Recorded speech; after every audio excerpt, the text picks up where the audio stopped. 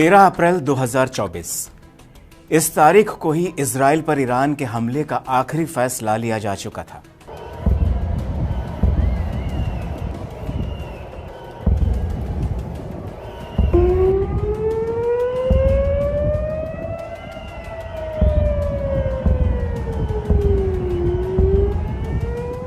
Iran ने Israel पर हमला करने से पहले अपने बड़े शहरों की इमारतों पर हाइपरसोनिक हथियार की होर्डिंग्स लगवाई थी, जिसमें लिखा था 400 सेकंड में तेल अवीव।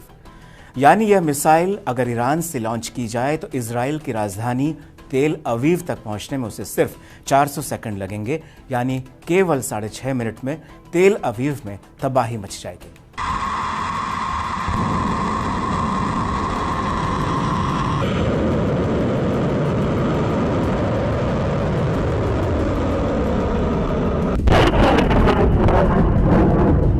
इस मिसाइल का नाम है फतह और इसी पर ईरान को गुमान है। तो आज हम जानेंगे कि ईरान और इजराइल की जंग में किसकी फतह होगी और किसकी सेना ज्यादा ताकतवर है। दरअसल मिडिल ईस्ट में महासंग्राम का काउंटडाउन शुरू हो चुका है। किसी भी वक्त ईरान से निकली इजराइल के नाम की एक मिसाइल आने वाले महायुद्ध का ऐलान कर सकती है। कोई भी रात कयामत की रात हो सकती है। तो अब ना धमकियों का वक्त रहा, अब ना समझौते का कोई रास्ता बचा और ना ही अब मौके या बहाने की किसी मुल्क को तलाश है।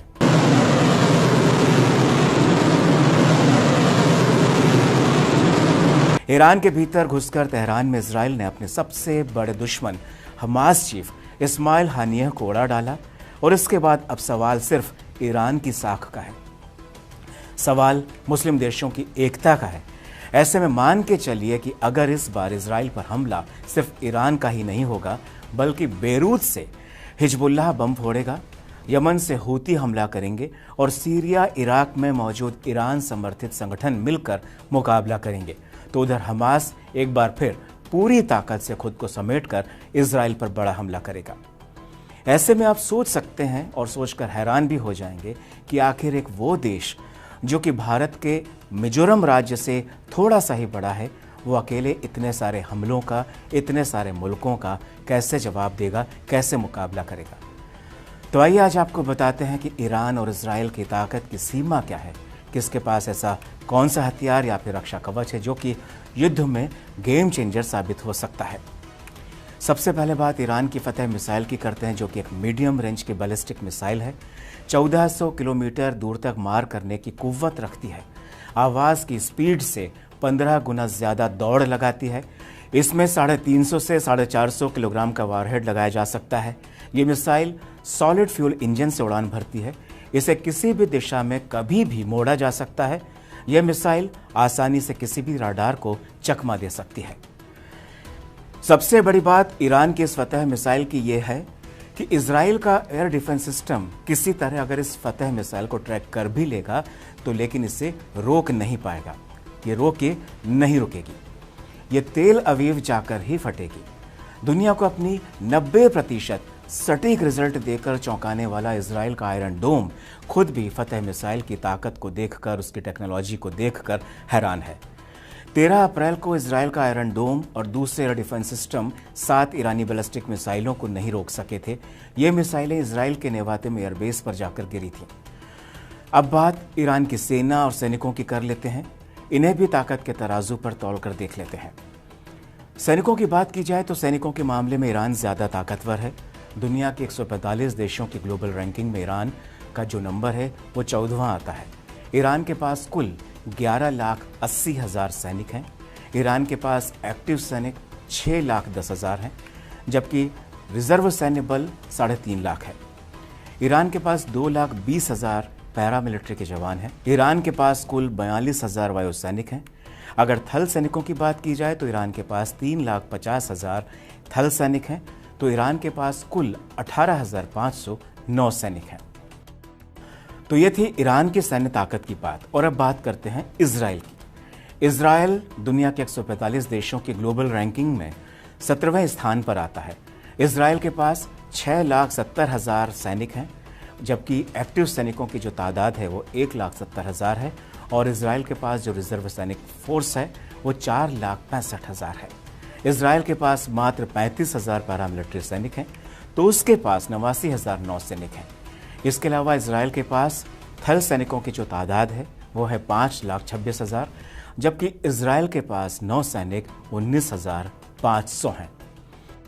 लेकिन सबसे दिलचस्प और दिल दहला देने वाले हमले आसमान से होंगे। ऐसे में माना जाता है कि इजराइल की वायुसेना ईरान के मुकाबले ज़्यादा खतरनाक है। इसकी बड़ी वजह यह भी है कि इजराइल को अमेरिका का ज़बरदस्त सपोर्ट मिला हुआ है।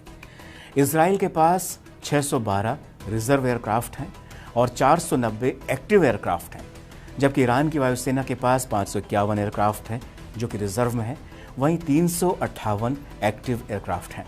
ईरान के पास 186 फाइटर जेट्स हैं, जिनमें से 121 किसी भी वक्त हमले के लिए तैयार हैं, जबकि इजराइल के पास 241 फाइटर जेट्स हैं, जिनमें से कि 193 हमले के लिए स्टैंड बाय मोड में हैं, यानी कि एक सिग्नल मिला और उन्होंने हमले की उड़ान भर ली।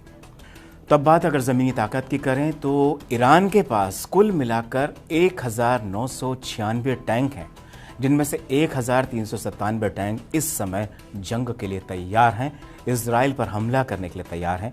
तो वहीं इजराइल के पास ईरान के मुकाबले 1,370 टैंक हैं, जिनमें से 1,096 टैंक हमले के लिए तैयार हैं। दोनों देशों के पास एयरक्राफ्ट कैरियर, हेलीकॉप्टर कैरियर्स और डिस्ट्रॉयर्स नहीं हैं। ईरान के पास 7 फ्रिगेट हैं तो इजराइल के पास एक भी नहीं है।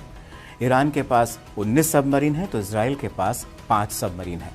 ईरान के पास 21 पेट्रोल वेसल हैं तो इजराइल के पास 45 पेट्रोल वेसल हैं।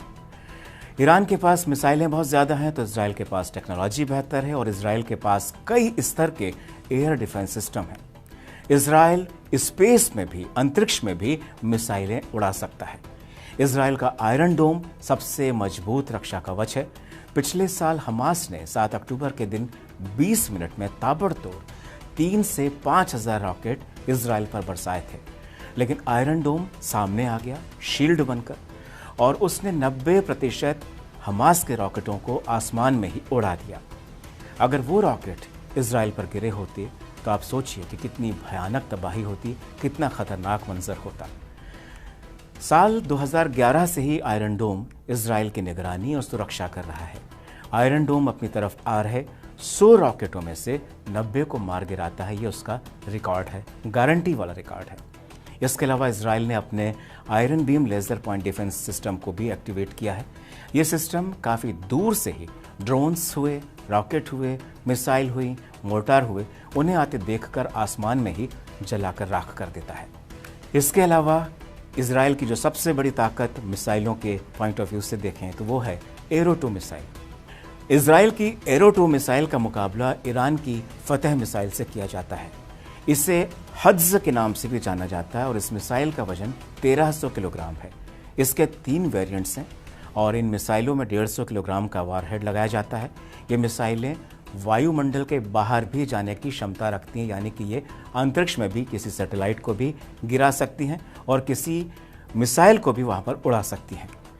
यह 1 घंटे में 9,000 किलोमीटर की स्पीड से उड़ान भरती है। ये मिसाइल अंतरिक्ष में भी दूसरी मिसाइलों को उड़ाने का दम रखती है।